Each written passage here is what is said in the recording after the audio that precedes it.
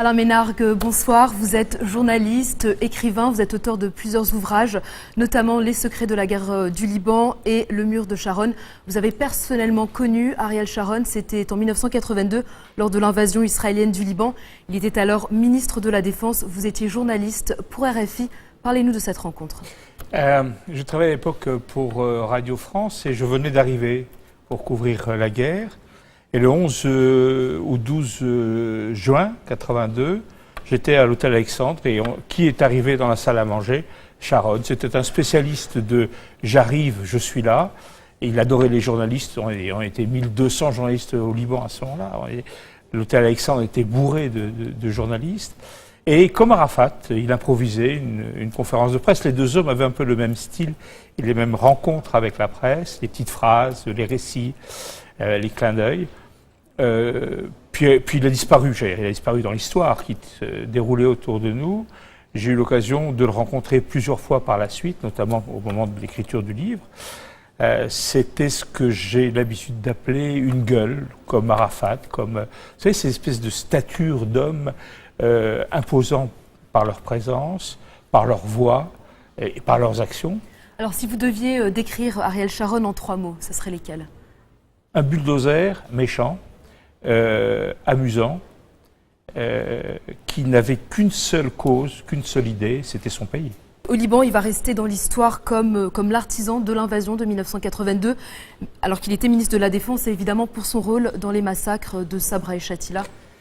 C'est exact, c'est lui qui les a, comment dirais-je, il s'est servi de la mort de Bachir Gemayel pour envahir Beyrouth-Ouest et donc avec comme conséquence les massacres de Sabra et Shatila. Il a d'ailleurs été condamné par la justice, par la commission Kahan, et il a perdu son portefeuille de ministre à l'époque. Je regrette, si vous me permettez l'expression, je regrette que les Libanais eux-mêmes qui l'ont connu, parce que beaucoup de Libanais l'ont connu. Il y a des Libanais qui ont été chez lui, dans sa ferme au sud Liban, il y en a qui l'ont reçu. Et il y a eu une réunion célèbre à la Maison du Futur, après la mort de Bachir Gemayel. Amin Gemayel a reçu plusieurs ministres. Il y avait lui, il y avait Isaac Samir, pour discuter de l'avenir.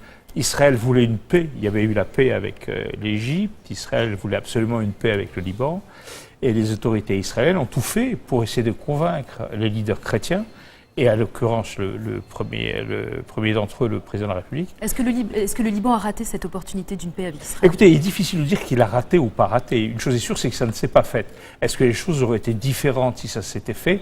Il est difficile mais il y avait, à l'évidence, il y a eu une occasion. Il y a eu une occasion. Pakradouni a écrit La paix manquée. Je ne suis pas d'accord avec tout ce qu'il a écrit dans les faits, mais il est vrai qu'il y avait une opportunité qui n'a pas été saisie. Ensuite, la situation s'est énormément compliquée. Des camps se sont divisés, à commencer par le camp chrétien d'ailleurs. Et donc, on est arrivé à la situation où on est. On l'a remarqué dans la presse ces derniers jours, les leaders arabes et surtout les leaders libanais ont très peu commenté la mort d'Ariel Sharon. Est-ce qu'à votre avis, c'est parce que certains d'entre eux l'ont connu personnellement et veulent peut-être oublier cette époque? Alors, je ne sais pas s'ils veulent l'oublier, parce qu'on n'oublie pas une époque comme celle-là. Certains l'ont connu personnellement, dans les leaders arabes, je ne pense pas, mais parmi la population, oui, et parmi la population libanaise, oui. J'attire simplement votre attention sur le fait que si la France et l'Allemagne, qui se sont battus, et Dieu sait s'ils se sont battus, il y a eu aussi des massacres. Verdun, pour ne citer que cela, ne s'était pas parlé. Avec respect mutuellement, on n'aurait jamais pu faire l'Europe. Il va falloir un jour arriver à dialoguer, ne serait-ce qu'à s'asseoir autour d'une table et à discuter. Il y a eu déjà des tentatives avec le Liban. Il y a eu les négociations secrètes menées par Sami Maroun pour Amin Gemayel. Il y a eu des négociations qui sont arrivées à l'accord du 17 mai. On connaît les résultats, ça n'a rien donné. Si vous deviez nous raconter une anecdote sur Ariel Sharon, ce serait laquelle? Une anecdote sur Ariel Sharon, il y en a des dizaines. Quand Amin Gemayel a poursuivi ses premières négociations avec Sami Maroun, ils ont été très loin. Ils ont été jusqu'à un accord de paix, dans le dos des Américains qui avaient envoyé Philippe Habib. Et Ariel Sharon avait décidé de le signer avec Amin Gemayel. Il semble qu'Amin Gemayel aurait été d'accord au départ. Et Ariel Sharon a rempli un avion de journalistes et a atterri à Beyrouth.